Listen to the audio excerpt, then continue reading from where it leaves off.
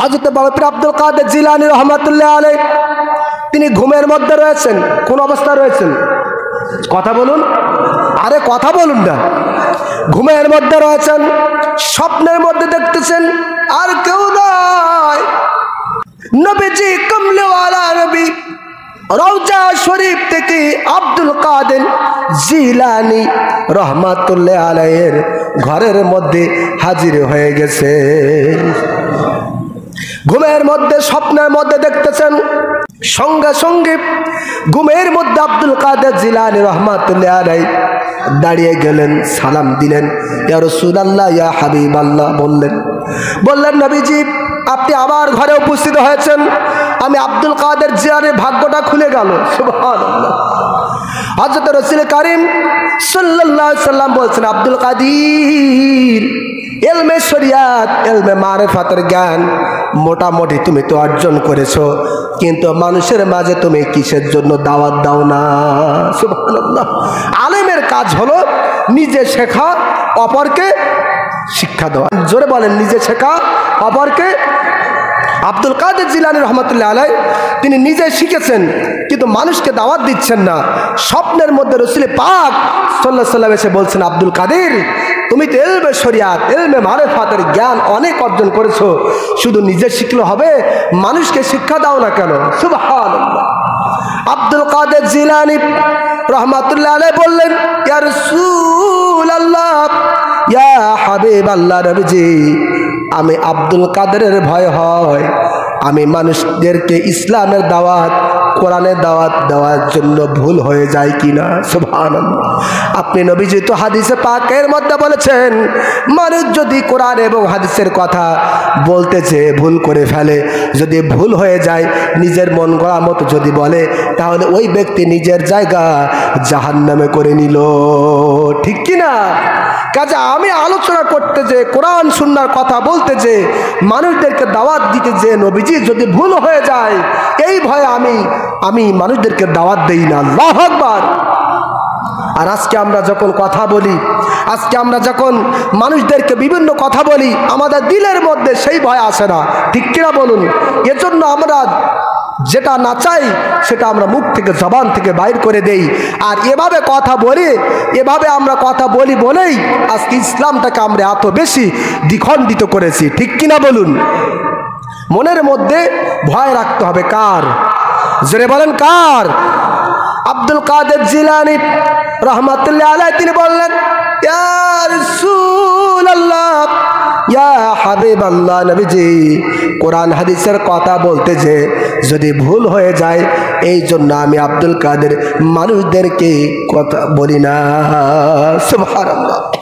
আব্দুল কাদের জিলানী রহমাতুল্লাহ আলাইহি বলছেন, তাহলে ব্যাপার এটা, আব্দুল কাদের তুমি তোমার মুখটা হা করো, গালটা হা করো। আব্দুল কাদের জিলানী রহমাতুল্লাহ আলাইহি হা করলেন। হা করার সঙ্গে সঙ্গে আল্লাহর হাবিব স্বপ্নের মধ্যে আব্দুল কাদের জিলানী রহমাতুল্লাহ আলাইহির মুখের মধ্যে এক এক করে 7 বার ফু দিয়ে দিলেন। সুবহানাল্লাহ। কয়বার ফু দিলেন? জোরে বলেন কয়বার? আর জোরে বলেন কয়বার? নারে তাকবীর, নারে রিসালাত, আহলে সুন্নাত ওয়াল জামাত। স্বপ্নের মধ্যে যিনি রাসূলুল্লাহর ফু মুবারক পায়, সেই ব্যক্তিটি সাধারণ করে ব্যক্তি হতে পারে? জোরে বলেন হতে পারে?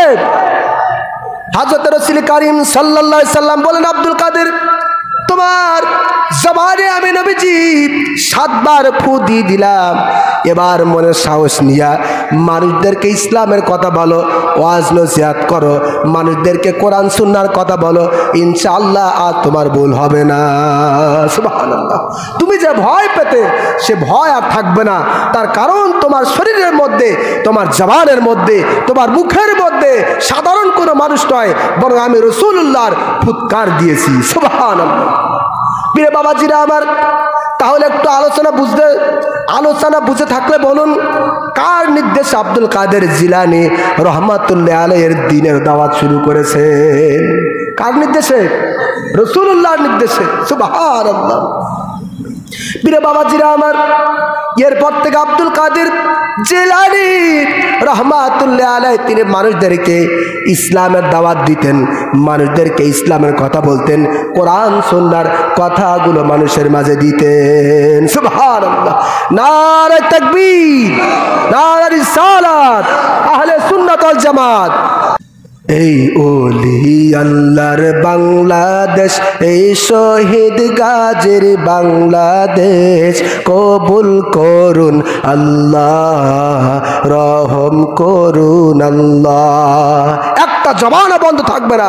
প্রধান মেহমান এসেছেন, আলোচনা শেষ হয়ে যাবে, আমাদের আলোচনা শুনে মানুষ যেন মৌমাছির মতো ছুটে আসে, এজন্য জবান খুলে সকলে বলুন, এই ওলি আল্লাহর বাংলাদেশ, এই শহীদ গাজীর বাংলাদেশ, রহম করুন আল্লাহ, কবুল করুন আল্লাহ। একটু জোরে বলেন, আরো জোরে বলেন, এই ওলি আল্লাহর বাংলাদেশ, এই শহীদ গাজীর বাংলাদেশ, রহম করুন আল্লাহ, কবুল করুন আল্লাহ, রহম করুন আল্লাহ, কবুল করুন আল্লাহ। মাওলা তোমার পথের পথিক যারা, আল্লাহু আকবার, তোমার পথের পথিক যারা, আমরা তাদের বংশধর, ঠিক কি না? ও মাওলা তোমার পথের পথিক যারা, তোমার প্রেমে শহীদ যারা, আমরা তাদের বংশধর, তাদের পথে তাদের মতে কবুল করুন আল্লাহ, কবুল করুন আল্লাহ। এই ওলি আল্লাহর বাংলাদেশ, এই শহীদ, সবাই শহীদ গাজীর বাংলাদেশ, রহম করুন আল্লাহ। এই শাহজালালের বাংলাদেশ, শাহ মাখদুমের বাংলাদেশ, ঠিক কি না? এই শাহ মাখদুমের বাংলাদেশ, শরিয়াতুল্লাহর বাংলাদেশ, এই শাহজালালের বাংলাদেশ, শাহ মাখদুমের বাংলাদেশ, এই তিতুমিরের বাংলাদেশ, খান জাহানের বাংলাদেশ, তাদের পথে তাদের মতে কবুল করুন আল্লাহ, কবুল করুন আল্লাহ। এই ওলি আল্লাহর বাংলাদেশ, এই শহীদ গাজীর বাংলাদেশ, রহম করুন আল্লাহ, কবুল করুন আল্লাহ। এই শাহানে সারের বাংলাদেশ, শাহজাফরের বাংলাদেশ, ঠিক কি না? এই শাহানে সারের বাংলাদেশ, এই শাহজাফরের বাংলাদেশ, এই খান বাহাদুরের বাংলাদেশ, এই খুলনবীর ওই বাংলাদেশ, তাদের পথে তাদের মতে কবুল করুন আল্লাহ, কবুল করুন আল্লাহ। এই ওলি আল্লাহর বাংলাদেশ, এই শহীদ গাজীর বাংলাদেশ, রহম করুন আল্লাহ, কবুল করুন আল্লাহ। নারে তাকবীর, নারে রিসালাত, আহলে সুন্নাত ওয়াল জামাত।